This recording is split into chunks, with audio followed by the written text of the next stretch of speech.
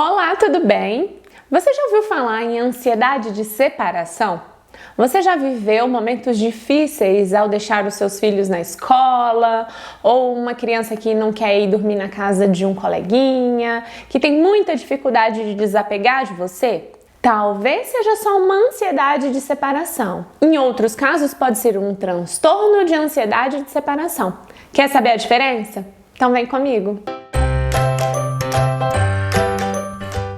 Ansiedade de separação é quando a criança apresenta uma reação emocional exagerada diante do afastamento dos pais ou de pessoas próximas. Ela se sente insegura quando essas pessoas que estão mais próximas se afastam, gerando um quadro de ansiedade. Em geral, essa pessoa é a mãe, mas pode ser qualquer um dos pais ou um outro cuidador. A ansiedade normalmente cessa à medida que as crianças aprendem que essa pessoa vai retornar. Algum grau de ansiedade de separação é normal e ocorre em quase todas as crianças, especialmente em crianças muito pequenas. As crianças sentem quando uma pessoa que elas são apegadas está se afastando.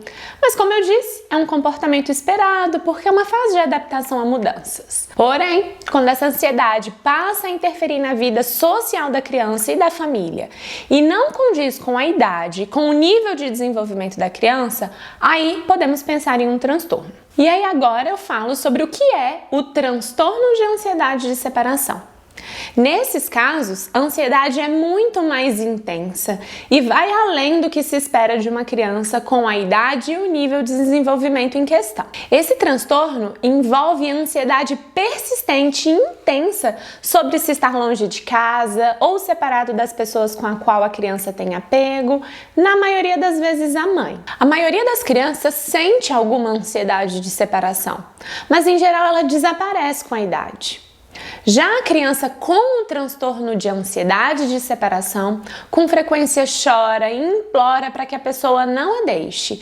E depois que a pessoa vai embora, a única coisa que a criança pensa é sobre reencontrá-la. Esse é o ponto que eu quero que você se atenha. Uma criança com ansiedade de separação é aquela que sente, chora, fica triste em se separar da sua mãe ou cuidador ou pai. Mas que fica bem na escola, por exemplo, depois que a mãe vai embora e a criança se organiza, ela aproveita a aula, ela brinca, mesmo que de vez em quando ela pergunte pela mamãe. A criança com transtorno de ansiedade de separação não consegue romper esse fluxo de pensamento persistente. Ela sofre com a separação e continua sofrendo com a ausência. E aí é nesses casos em que isso ocorre que a criança não relaxa, não aproveita a rotina escolar, fica chorosa o dia inteiro, chama pela mãe várias vezes, em que há sofrimento e que esse comportamento é persistente e prejudicial, é que a gente pensa num quadro de transtorno de ansiedade de separação. E algumas crianças ainda têm uma distorção de pensamento que faz com que elas pensem que na ausência dos pais algo de ruim vai acontecer. E aí estar separados, afastados, torna tudo muito angustiante. Como eu disse, algumas crianças têm preocupação persistente e excessiva de que elas vão perder os seus pais. Viajar sozinha incomoda. Elas podem se recusar a ir para a escola, ou visitar ou dormir na casa de amigos. Algumas crianças são incapazes até de ficar sozinhas num quarto. Elas agarram-se a um dos pais e seguem eles como sombras pela casa. Apresentam dificuldades na hora de dormir. Essas crianças podem insistir para que alguém fique no quarto com elas até elas adormecerem. E pesadelos podem inclusive revelar medos que essa criança tem e que geralmente tem um conteúdo catastrófico. Existem também sintomas físicos, como dores de cabeça, dores de estômago, tudo uma somatização da angústia e ansiedade que elas sentem. Essas crianças, em geral, têm comportamentos normais quando um dos pais está próximo. E como resultado, o problema pode parecer que é menos grave, mas quanto mais tempo durar, mais grave tende a ser. E agora você deve estar me perguntando, como é que eu posso ajudar o meu filho a passar por isso? Então vamos às dicas. Nós vamos trabalhar com o que a gente chama na psicologia de retirada gradual.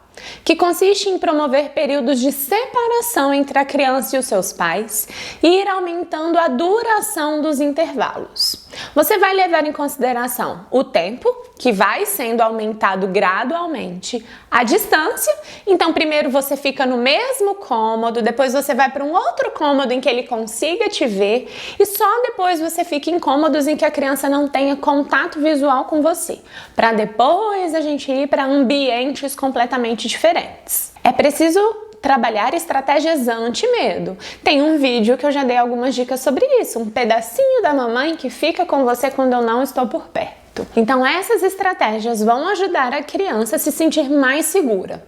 Mas se o medo vier, a ansiedade bater, é preciso saber se acalmar. Técnicas de relaxamento, como respiração, pensar no movimento da tartaruga e outras possibilidades para que a criança volte a um estado de tranquilidade. Reveja os seus próprios temores. Às vezes, os pais são pessoas inseguras e alimentam isso na criança.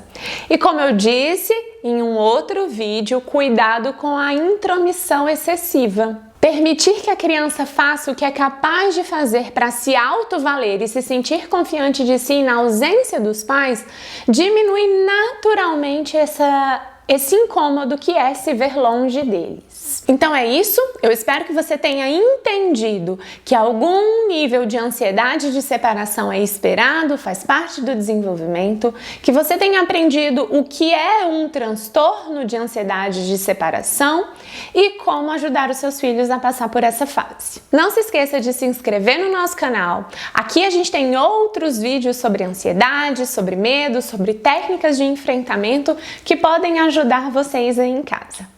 Muito obrigada e tchau, tchau!